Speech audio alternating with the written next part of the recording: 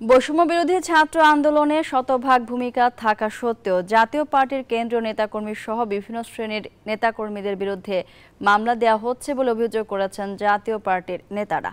রাজধানীর মিরপুরে এক পথসভায় ঢাকা মহানগর উত্তর জাতীয় পার্টির নেতাকর্মীরা বলেন, স্বৈরশাসক হাসিনার পতনের আন্দোলনে জোরালো ভূমিকা ছিল জাতীয় পার্টির।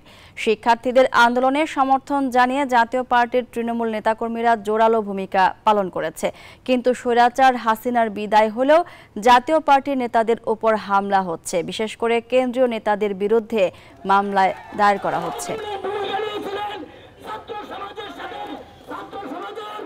এনজিওর কিস্তি প্রথমবার বিকাশ পেমেন্ট করলেই 20 টাকা ইনস্ট্যান্ট ক্যাশব্যাক।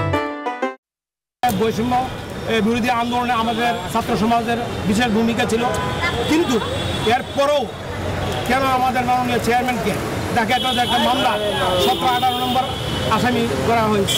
একটা কুচক্রি মহল অবস্থান করতেছে, তারা যে কোনো সময় যে কোনো অবস্থাতে জাতীয় পার্টির এই যে একটা আপনার দ্রুত অগ্রগতি এটাকে ব্যাহত করার জন্য তারা নানান প্রক্রিয়া ব্যস্ত আছে।